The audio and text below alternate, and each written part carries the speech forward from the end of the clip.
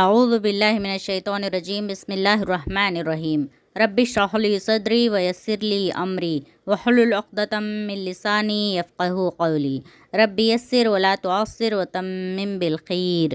السلام علیکم ورحمۃ اللہ وبرکاتہ۔ بسم اللہ الرحمن الرحیم۔ یاد کرو جب ہم نے موسیٰ علیہ السلام کو 40 شبانہ روز کی قرارداد پر بلایا تو اس کے پیچھے تم بچھڑے کو اپنا معبود بنا بیٹھے۔ اس وقت تم نے بڑی زیادتی کی تھی، مگر اس پر بھی ہم نے تمہیں معاف کر دیا کہ شاید اب تم شکر گزار بنو۔ یاد کرو کہ ٹھیک اس وقت جب تم یہ ظلم کر رہے تھے ہم نے موسیٰ علیہ السلام کو کتاب اور فرقان عطا کی تاکہ تم اس کے ذریعے سے سیدھا راستہ پا سکو۔ یاد کرو جب موسیٰ علیہ السلام یہ نعمت لیے ہوئے پلٹا تو اس نے اپنی قوم سے کہا کہ لوگو، تم نے بچھڑے کو معبود بنا کر اپنے اوپر سخت ظلم کیا ہے، لہٰذا تم لوگ اپنے خالق کے حضور توبہ کرو اور اپنی جانوں کو ہلاک کرو، اسی میں تمہارے خالق کے نزدیک تمہاری بہتری ہے۔ اس وقت تمہارے خالق نے تمہاری توبہ قبول کر لی کہ وہ بڑا معاف کرنے والا اور رحم فرمانے والا ہے۔ یاد کرو جب تم نے موسیٰ علیہ السلام سے کہا تھا کہ ہم تمہارے کہنے کا ہرگز یقین نہ کریں گے جب تک کہ اپنی آنکھوں سے اعلانیہ خدا کو تم سے کلام کرتے نہ دیکھ لیں۔ اس وقت تمہارے دیکھتے دیکھتے ایک زبردست کڑکے نے تم کو آ لیا، تم بے جان ہو کر گر چکے تھے، مگر پھر ہم نے تم کو جلا اٹھایا، شاید کہ اس احسان کے بعد تم شکر گزار بن جاؤ۔ ہم نے تم پر ابر کا سایہ کیا، من و سلویٰ کی غذا تمہارے لیے فراہم کی، اور تم سے کہا کہ جو پاک چیزیں ہم نے تمہیں بخشی ہیں انہیں کھاؤ، مگر تمہارے اسلاف نے جو کچھ کیا وہ ہم پر ان کا ظلم نہ تھا، بلکہ انہوں نے آپ اپنے ہی اوپر ظلم کیا۔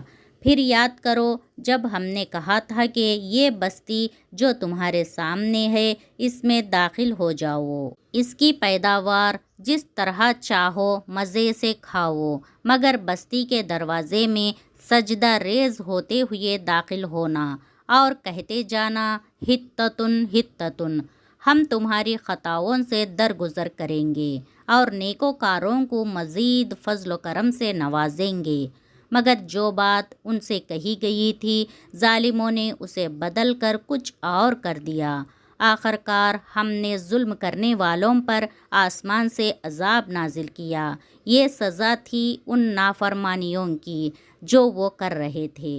یاد کرو جب موسیٰ علیہ السلام نے اپنے قوم کے لیے پانی کی دعا کی تو ہم نے کہا کہ فلاں چٹان پر اپنا عصا مارو، چنانچہ اس سے 12 چشمے پھوٹ نکلے اور ہر قبیلے نے جان لیا کہ کون سی جگہ اس کے پانی لینے کی ہے۔ اس وقت یہ ہدایت کر دی گئی تھی کہ اللہ کا دیا ہوا رزق کھاؤ پیو اور زمین میں فساد نہ پھیلاتے پھرو۔ یاد کرو جب تم نے کہا تھا کہ اے موسیٰ علیہ السلام، ہم ایک ہی طرح کے کھانے پر صبر نہیں کر سکتے، اپنے رب سے دعا کرو کہ ہمارے لیے زمین کی پیداوار، ساگ، ترکاری، گیہوں، لہسن، پیاز، دال وغیرہ پیدا کر دے۔ تو موسیٰ علیہ السلام نے کہا، کیا ایک بہتر چیز کے بجائے تم ادنیٰ درجے کی چیزیں لینا چاہتے ہو؟ اچھا، کسی شہری آبادی میں جا رہو، جو کچھ تم مانگتے ہو وہاں مل جائے گا۔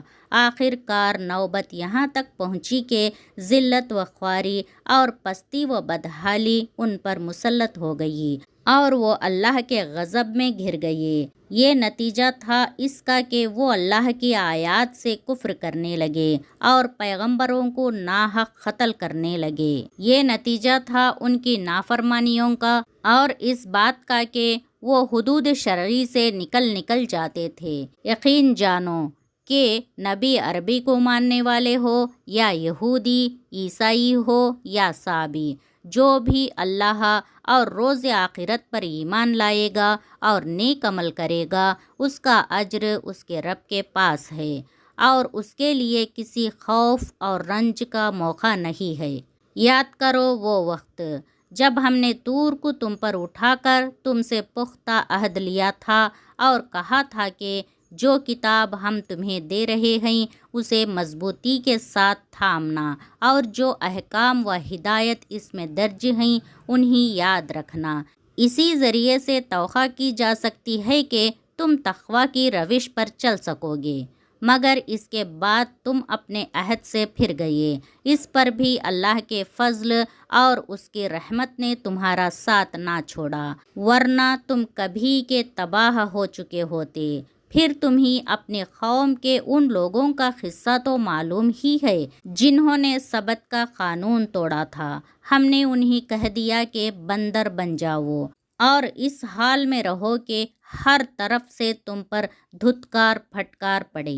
اس طرح ہم نے ان کے انجام کو اس زمانے کے لوگوں اور بعد کی آنے والی نسلوں کے لیے عبرت اور ڈرنے والوں کے لیے نصیحت بنا کر چھوڑا۔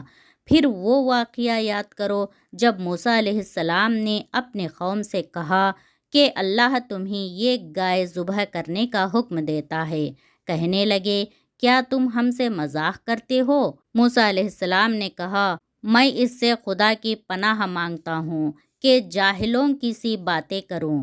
بولے اچھا اپنے رب سے درخواست کرو کہ وہ ہمیں اس گائے کی کچھ تفصیل بتائیں۔ موسیٰ علیہ السلام نے کہا اللہ کا ارشاد ہے کہ وہ ایسی گائے ہونی چاہیے جو نہ بوڑھی ہو نہ بچھیا بلکہ اوسط عمر کی ہو، لہٰذا جو حکم دیا جاتا ہے اس کی تعمیل کرو۔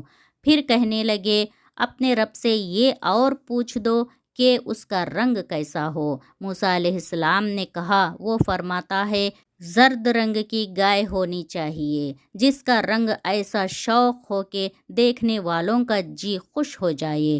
پھر بولے اپنے رب سے صاف صاف پوچھ کر بتاؤ کیسی گائے مطلوب ہے، ہمیں اس کا تعین میں اشتباہ ہو گیا ہے، اللہ نے چاہا تو ہم اس کا پتہ پالیں گے۔ موسیٰ علیہ السلام نے جواب دیا اللہ کہتا ہے کہ وہ ایسی گائے ہے جس سے خدمت نہیں لی جاتی، نہ زمین جوتتی ہے نہ پانی کھینچتی ہے، صحیح سالم اور بے داغ ہے۔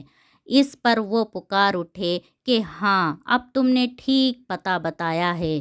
پھر انہوں نے اسے ذبح کیا، ورنہ وہ ایسا کرتے معلوم نہ ہوتے تھے۔ اور تمہیں یاد ہے وہ واقعہ جب تم نے ایک شخص کی جان لی تھی، پھر اس کے بارے میں جھگڑنے اور ایک دوسرے پر قتل کا الزام تھوپنے لگے تھے، اور اللہ نے فیصلہ کر لیا تھا کہ جو کچھ تم چھپاتے ہو اسے کھول کر رکھ دے گا۔ اس وقت ہم نے حکم دیا کہ مقتول کی لاش کو اس کے ایک حصے سے ضرب لگاؤ۔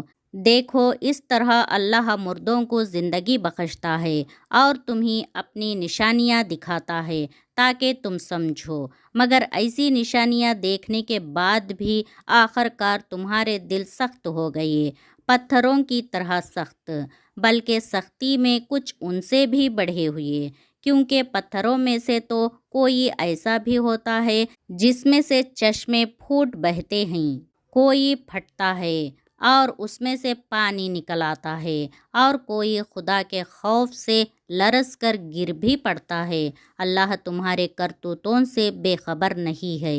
اے مسلمانوں، اب کیا ان لوگوں سے تم یہ توقع رکھتے ہو کہ یہ تمہاری دعوت پر ایمان لے آئیں گے، حالانکہ ان میں سے ایک گروہ کا شیوا یہ رہا ہے کہ اللہ کا کلام سنا اور پھر خوب سمجھ بوجھ کر دانستہ اس میں تحریف کی۔ محمد رسول اللہ صلی اللہ علیہ وسلم پر ایمان لانے والوں سے ملتے ہیں تو کہتے ہیں ہم بھی انہیں مانتے ہیں، اور جب آپس میں ایک دوسرے سے تخلیے کی بات چیت ہوتی ہے تو کہتے ہیں کہ بے وقوف ہو گئے ہو، ان لوگوں کو وہ باتیں بتاتے ہو جو اللہ نے تم پر کھولی ہیں تاکہ تمہارے رب کے پاس تمہارے مقابلے میں انہیں حجت میں پیش کریں، اور کیا یہ جانتے نہیں ہیں کہ کچھ یہ چھپاتے ہیں اور جو کچھ ظاہر کرتے ہیں اللہ کو سب باتوں کی خبر ہے۔ ان میں ایک دوسرا گروہ امیوں کا ہے جو کتاب کا تو علم رکھتے نہیں، بس اپنے بے بنیاد امیدوں اور آرزوؤں کو لیے بیٹھے ہیں اور محض وہم و گمان پر چلے جا رہے ہیں۔ پس ہلاکت اور تباہی ہے ان لوگوں کے لیے جو اپنے ہاتھوں سے شرع کا نوشہ لکھتے ہیں، پھر لوگوں سے کہتے ہیں کہ یہ اللہ کے پاس سے آیا ہوا ہے تاکہ اس کے معاوضے میں تھوڑا سا فدیہ حاصل کر لیں۔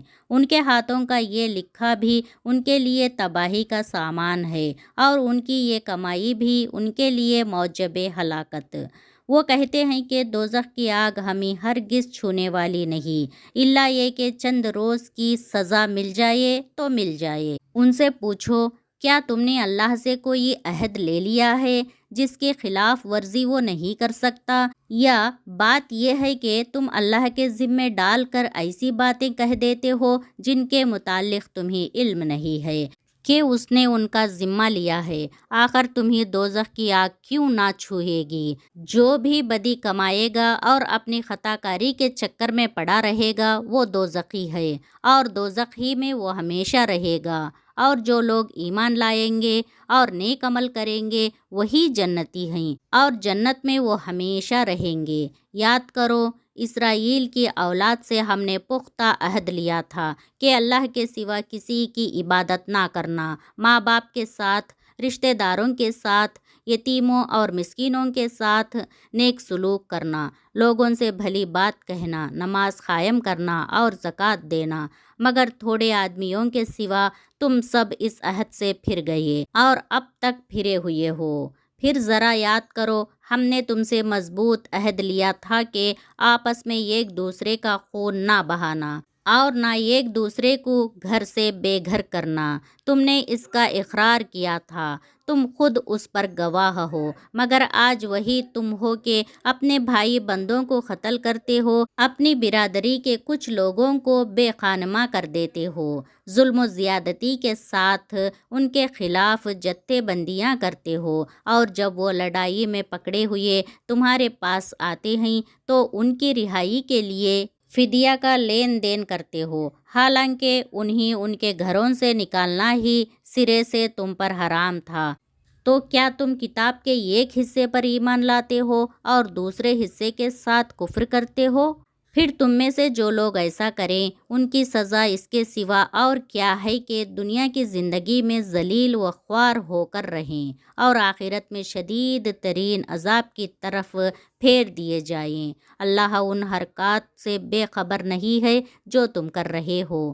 یہ وہ لوگ ہیں جنہوں نے آخرت بیچ کر دنیا کی زندگی خرید لی ہے، لہٰذا نہ ان کی سزا میں کوئی تخفیف ہوگی اور نہ انہیں کوئی مدد پہنچ سکے گی۔ ہم نے موسیٰ علیہ السلام کو کتاب دی، اس کے بعد پے در پے رسول بھیجے، آخرکار عیسیٰ ابن مریم کو روشن نشانیاں دے کر بھیجا اور روح پاک سے اس کی مدد کی۔ پھر یہ تمہارا کیا ڈھنگ ہے کہ جب بھی کوئی رسول تمہاری خواہشات نفس کے خلاف کوئی چیز لے کر تمہارے پاس آیا تو تم نے اس کے مقابلے میں سرکشی ہی کی، کسی کو جھٹلایا اور کسی کو قتل کر ڈالا۔ وہ کہتے ہیں ہمارا دل محفوظ ہے، نہیں، اصل بات یہ ہے کہ ان کے کفر کی وجہ سے ان پر اللہ کا پھٹکار پڑی ہے، اس لیے وہ کم ہی ایمان لاتے ہیں، اور اب جو ایک کتاب اللہ کی طرف سے ان کے پاس آئی ہے اس کے ساتھ ان کا کیا برتاؤ ہے، باوجود یہ کہ وہ اس کتاب کی تصدیق کرتی ہے جو ان کے پاس پہلے سے موجود تھی، باوجود یہ کہ اس کی آمد سے پہلے وہ خود کفار کے مقابلے میں فتح و نصرت کی دعائیں مانگا کرتے تھے، مگر جب وہ چیز آ گئی جسے وہ پہچان بھی گئے تو انہوں نے اسے ماننے سے انکار کر دیا۔ خدا کی لعنت ان منکرین پر،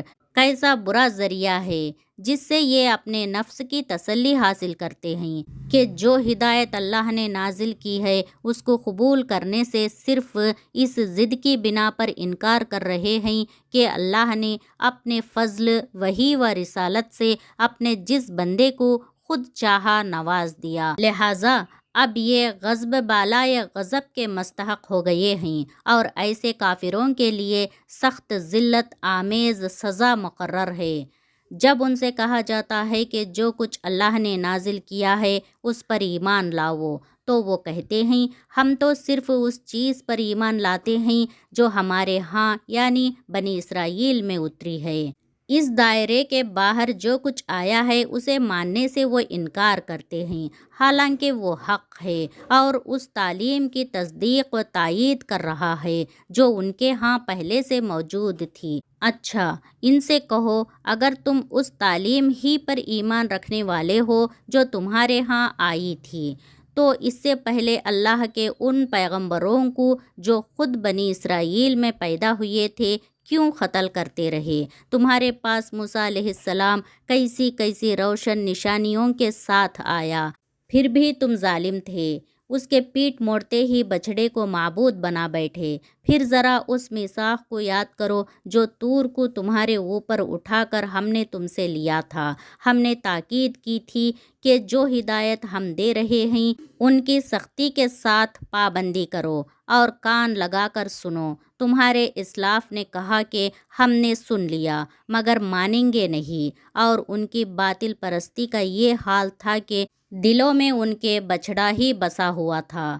کہو اگر تم مومن ہو تو یہ عجیب ایمان ہے جو ایسی بری حرکات کا تمہیں حکم دیتا ہے۔